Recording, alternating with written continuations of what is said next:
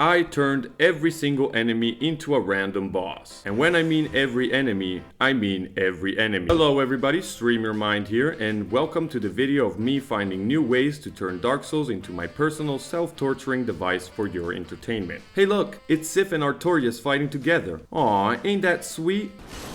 The goal of this run is to obviously beat the game. The randomizing settings I've chosen for the run places enemies only in areas where they fit to avoid bosses accidentally minecrafting themselves off a cliff. Before we begin, if you enjoy this type of content, it would be amazing if you could hit that subscribe button. I just recently reached the 10,000 subscribers mark and I'm now aiming for 20,000. And it would be amazing if you could help me reach that milestone. Now that we are ready, let's begin the true Dark Souls all bosses run experience. As class, I picked Sorcerer as I thought the high damage of spells and the range would be helpful to eliminate bosses quickly. But in hindsight, I think it was more detrimental than beneficial, as we will see later on in the video. Picked Master Key as my Christmas gift, and as appearance I obviously chose the famous actor who played Deadpool in that weird Wolverine movie from 2011, Denzel Washington. Right from the first in-game cutscenes, you can see the absolute monstrosities of polygons clogging on my screen. This happens because the enemies we are replacing are all different sizes and the game can't render them properly, as better explained in Challenger Andy's legendary All Gwyn run video. Upon waking up in an illegal abortion clinic, I was immediately intimidated by a T-posing Capra demon. I chose to ignore it for now and move on. I was certain that the Asylum was going to be the hardest area. I spent days prior to attempting this run shadowboxing bosses in my dreams, studying strategies in case I was faced with an insanely hard boss right from the start, and he died. He died off screen. Not gonna lie, I was relieved and worried at the same time because when I entered the boss arena, I hadn't realized the boss actually died, and the red door inside the arena wouldn't open. I was panicking. I thought the game broke and I was hard locked inside the Asylum forever. I even tried sitting at the bonfire, but the door still wouldn't open. So I quit out, and that did the trick, so my previous panic attacks were completely unwarranted.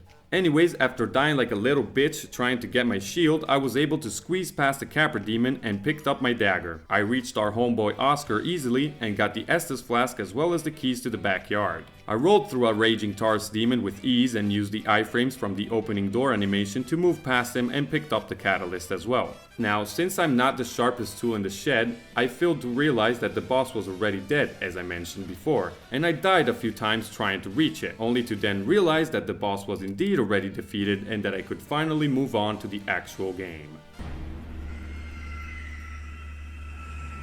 As soon as I arrived in Firelink Shrine, I was greeted by a beautiful view before getting spawn killed by a random Capra demon. This happened more than once, let's just say that. Fortunately for me, some bosses died off screen and I was able to level up my vigor all the way up to 20, which definitely helped a lot. Since the main path to the Undead Berg was completely blocked by Nitos, I took the alternative route through the Valley of Drakes. So I went down to New Londo where an army of T-posing bosses was waiting for me, and after admiring the absolute horrors that was happening right before my eyes, I reached the valley. I was so glad that the Undead Dragon was replaced by the Gaping Dragon. I picked the souls for good measures and carried on. Then, out of nowhere, an Ornstein came flying down the path, but my incredible spider senses allowed me to dodge his attack. Well, at least the first time around. The second time, he decided to end me. So I got back and at this point I was already reconsidering my life choices. But what is done, right? There is no coming back. So once again I reached the valley and lucky for me, Ornstein decided that he was done with life and just offed himself off the cliff. And finally, I was able to reach the elevator and light the bonfire in Darkroot Basin, where I leveled up my intelligence. I then proceeded to kill the Gargoyle that replaced the Black Knight in hopes he would drop the halberd for me. He obviously didn't. Come on, did you really think the game was going to throw me a bone? Be real. I picked up the Grass Crest shield as well as the longbow, a crucial item to get past a few areas later on in the run, received some free rocks after the Gargoyle that replaced the Crystal Lizard forgot he had wings and fell off a cliff, and I then had the pleasure to meet another there he goes, and I finally reached the Undead Berg. I said hi to Titanite Quelaag, and you cannot imagine how sad I was to see Sigma Andre replaced by a woman. What is this, Dark Souls Disney edition? Anyways, I lit the bonfire and I certainly wasn't ready to witness the atrocious nightmare awaiting for me at the church. And yes, your eyes aren't lying, that's indeed Manus. Okay, let's see the damage. This is where I realized that going for an int build wasn't the 4D chess move I thought it was gonna be. The main problem is that I had limited attacks, which meant most of the enemies were impossible for me to kill at the moment. There wasn't really a way for me to get past these enemies either without having my butt kicked out of existence. So I tried finding ways to get them to damage each other. And after spending some time baiting out attacks, it finally happened. The Stray Demon actually damaged Manus. 90 damage isn't much, but it's certainly much more than 23. Then I noticed if I could bait the Stray Demon's physical attacks, I could get him to do over 400 damage to Manus, which was huge. I also noticed that his slam attacks weren't really connecting, so I mainly tried to bait his swiping attacks, which would hit Manus more consistently. This was a tedious process, and after some trial and error and lots of patience, the demon killed the big scary daddy, allowing me to squeeze underneath its crotch, where I was then hit by the Fire Sage demon replacing the Tower Knight inside the church. But I didn't care. I picked myself up with a snail's pace and ran like I never did before to reach the shortcut to There were a fuck ton of enemies inside the church, as you can imagine. The whole gang was here. Gwyn, the 4 kings, another Manus. So after repeating the Manus strat, I was able, somehow and some way, to reach the elevator to Firelink Shrine. Okay, time to reach the gargoyles and kill our first boss. I was right at the finish line after dodging an insane amount of different attacks from multiple bosses to just die by the hands of a stupid gargoyle. Okay, that wasn't too bad. I'm sure this will be a cakewalk. Before though continuing to the boss, I bought some spells off the new Londo blacksmith for good measure. Okay, what were we saying? That's right, gargoyles. As I was saying, the first attempt didn't go so bad, so I'm sure this will be fine.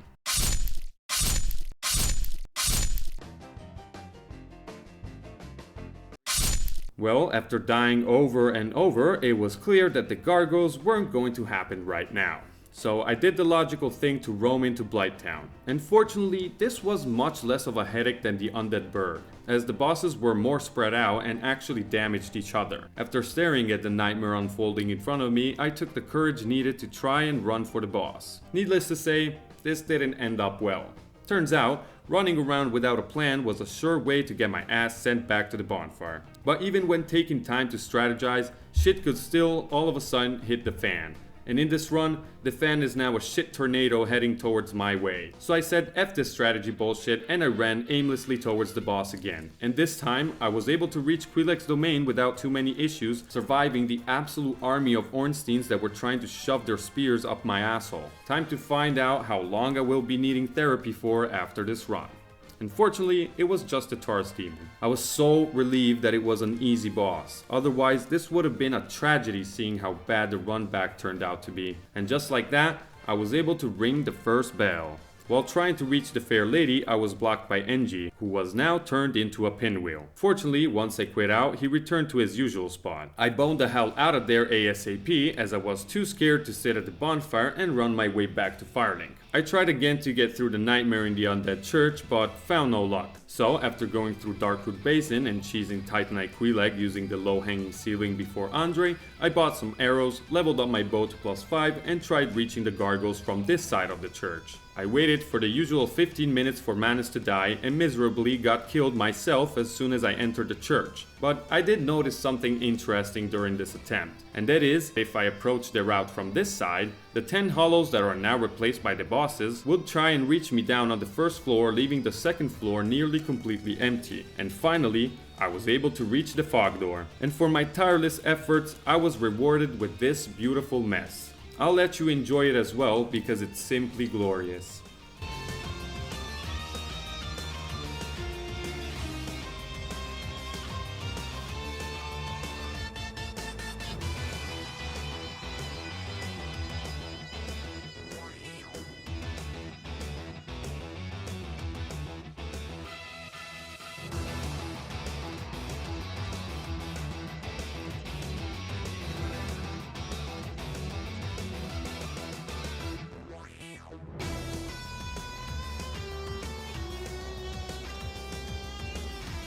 The first gargoyle was replaced by Small, while the second one was obviously going to be Sith. Not exactly the best combo, but this is the hand we were dealt. Fortunately, damage on Small was pretty good, and once Sith joined in on the 3-way, it became even easier as the dog would damage Small for me. It's true that dogs are a man's best friend after all. The damage on Sith wasn't as good as it was with the Executioner. My casting speed was also pure trash at this point, and I also had no more Estus, so I had to come in clutch and use a Humanity to heal. Fortunately, the uneven roof was very useful in avoiding his attacks. And after almost dying like a casual, I was able to strike the final blow and ring the second bell of awakening.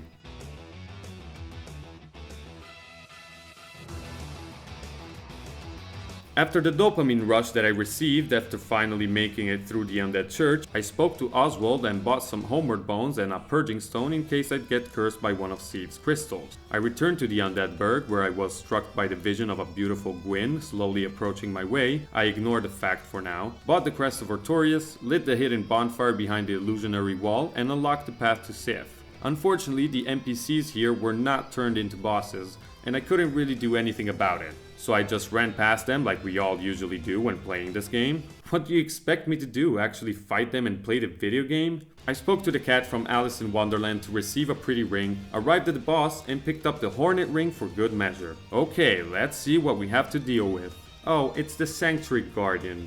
Well, let's just say F this. So I decided to fight the Moonlight Butterfly instead, and turns out whoever was the boss, he was so scared of my infinite power that he just died off screen. After that riveting boss fight, I traveled to the Darkroot Basin to try and progress Dusk's questline. Upon getting pancaked by a random Fire Sage demon and traversing a snowstorm provided by Miyazaki's favorite boss, I was able to safely reach the ladder, baiting all the bosses coming after me to group up underneath my ass and start beating each other. Since Priscilla was the only boss that spawned in the water, I had suspicious that she was the 7-headed Hydra that is normally found here. Confirmation of that came when she inevitably got taken out by Nito's immense lust for blood and dropped the dragon scale and the ring. After quickly quitting out, I reached the golden gargoyle and killed him to get Dusk to spawn. I said yes to whatever gibberish she was blabbering about, and she became my new maiden or something along those lines. Then I tried to summon her through her sign on the beach. Keyword here would be tried, as I kept getting interrupted by annoying demons, preventing me from speaking to the hot lady in my area.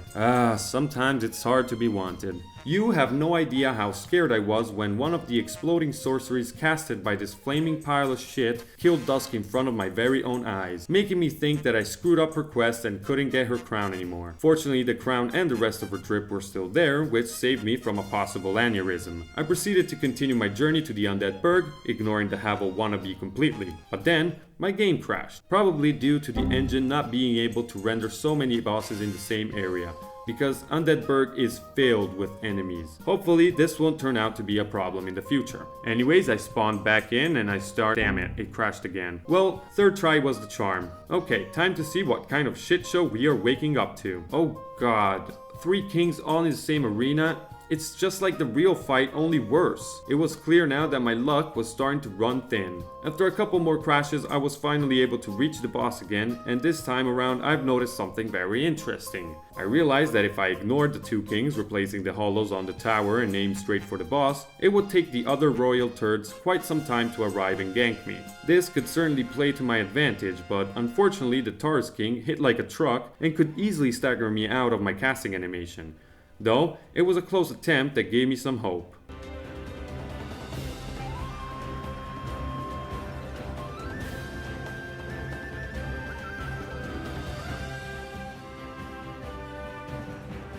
Well, maybe I'll find better luck in Sense Fortress.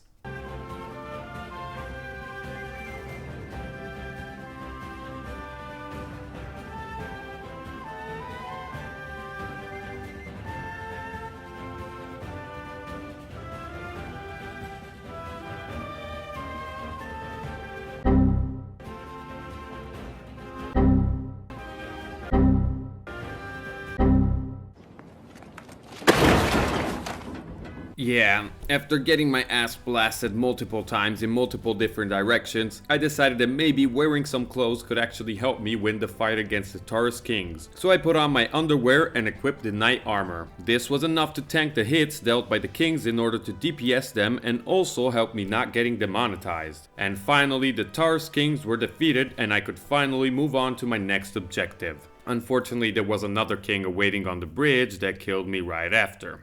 I love this challenge, I swear.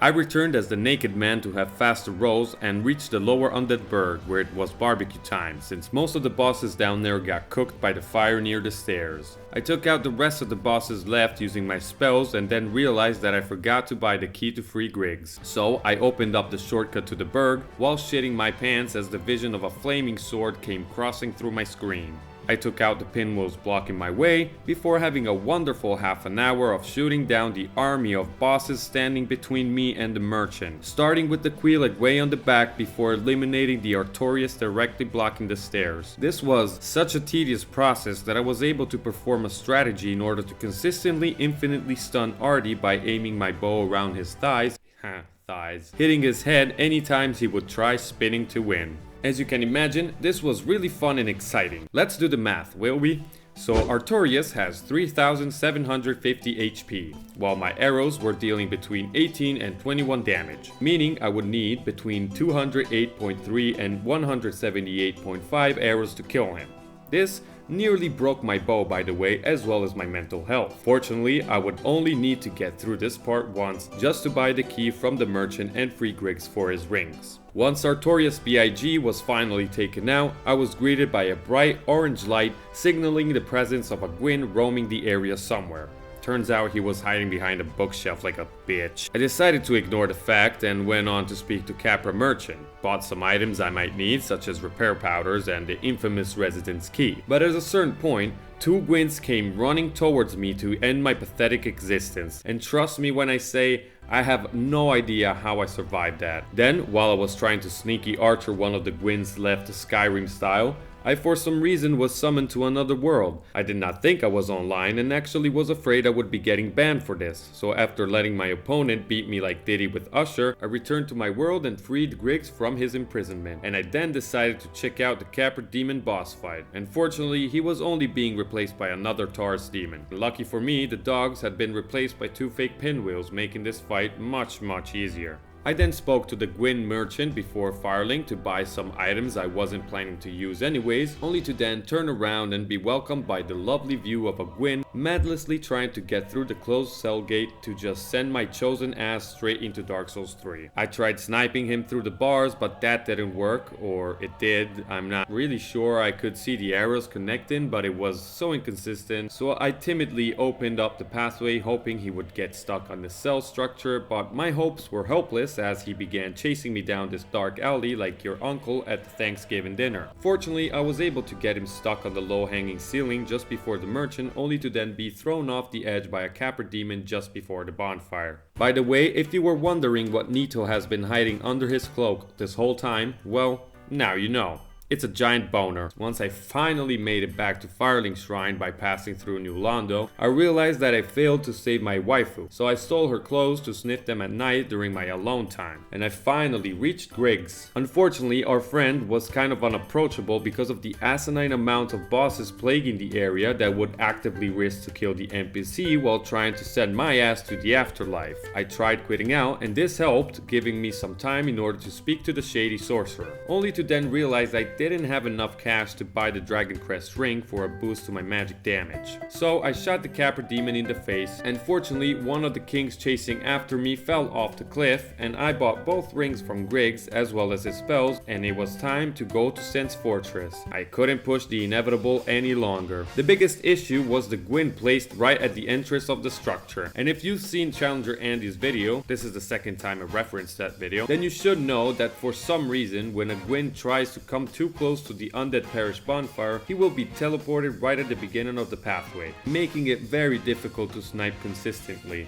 So the only viable option was to dodge past his attacks and run as fast as possible inside the fortress. Once I was able to do that, another royal turd ended my existence a few steps inside the building. And if for some lucky reason I could get past all that as well as the first set of traps, the game would then crash. I now only know by reading the mod notes that the presence of our Artorias in the world was crashing the game, and counting that this place has multiple, it was complete chaos. When I was finally able to pass through, I ran past an idle Gwyn standing menacingly. I made sure to obtain the Ring of Steel protection, wore the heaviest armor I had in the inventory before taking out a king blocking the main path. I then wanted to free up our good old butthead Logan, but I noticed that the idle Gwyn I encountered before was now active and coming to hunt me. So after dodging through the attacks of yet another king, I was able to reach the bonfire and I fought a random Ornstein to pick up the cage key to open up the shortcut. Alright, let's see who awaits us on the other side.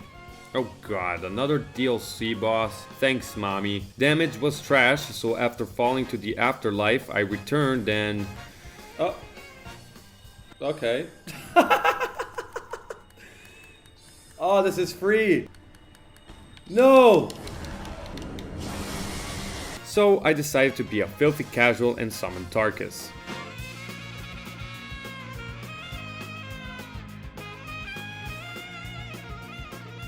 By the way, that is probably the Artorias that was constantly crashing the game. And right after arriving, I had to kill a Taurus demon and Priscilla. I was then chased down by a roaming Quelaag, so I got her stuck back at the stairs at the beginning of the area and cheesed her spider ass. Got rid of the Gargoyle, which kindly dropped the crystal halberd for me. I picked up the twinkling titanate in case I would need it, and it was time to start going through the actual level. Immediately a stray Sith was stuck on polygons, and after strategically using my range to make sure the poor puppy would stop suffering, I then had to skim through Ornstein and yet another king. Jeez, this seed has something with these floating turds. And once I got up the ladder, I was ready for the epic fight awaited. They all fell off the ledges and died. Easiest Anor Londo of my life is what I said while unlocking the elevator, because I had a feeling that this area wasn't going to be that bad, honestly.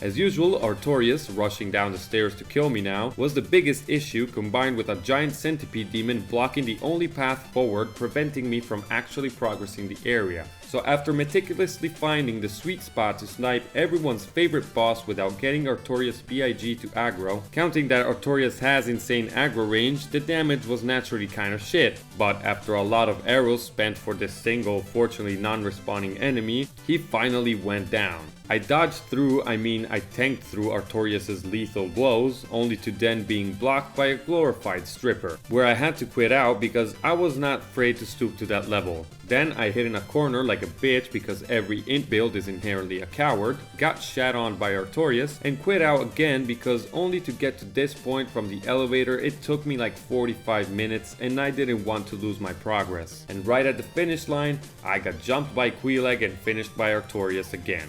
Getting back though was now much faster without the centipede demon blocking the way, and once I finally made it through, I was so relieved that the archer was replaced by a fake pinwheel that I could take out with a single arrow. Finally I made it to the insides of the palace. I can't wait to see what fantastic adventures awaits ahead.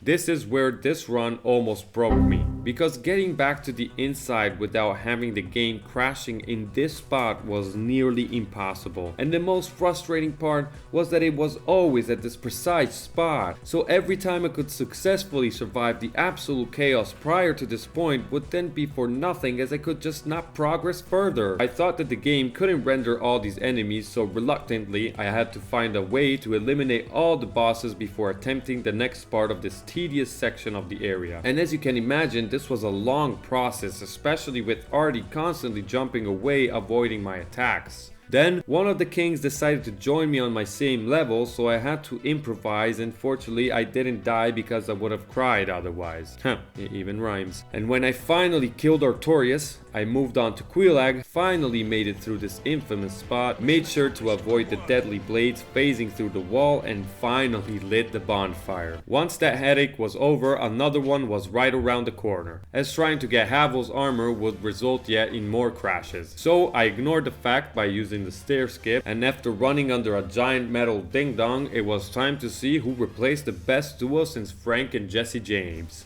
Unfortunately, I could only identify the Capra demon as Ornstein, but not who Smo was. Fortunately, it was just another Quelaag which obliterated the poor Capra demon in seconds from starting the fight. Then it was another one of the 4 kings, which went down easily on my second attempt. I lit the bonfire and then had a good time staring at the beautiful carpet, while getting a giant bowl of soup, before committing a deadly sin which will result in the worst decision made in this run. And I then killed a thick demon for completion. This also will result into being a terrible mistake, by the way. The stray demon is resistant to magic damage, but this was anyways an easy first try, followed up by another hilarious cutscene. I came back to Sen's Fortress to free up Logan again, quickly bought all of his stuff back in Firelink Shrine, had a random centipede demon kill Lautrec for me, for actual useful items for once. After I bought some useless stuff from the small smith, I placed my giant cereal bowl right where it belongs, in your mom kitchen if you actually want to know where, by the way. The doors of hell opened up, and I then noticed that while doing this I was making bank, baby. I don't know what was dying behind that door, but all I knew, I was getting richer than Tony Stark. And after a bit of farming to gain some levels, I was ready to get through whatever the game was going to throw at me, starting from the Duke's archives. But for some reason, once I reached the first bonfire, I wasn't able to light it, possibly due to some boss roaming around. So I quit out, but still nothing. So I decided to move on anyways, and once I get up the elevator... Oh, that's why.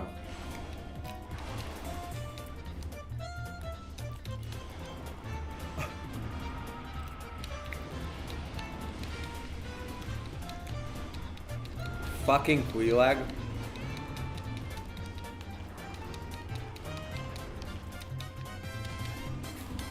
I almost got through.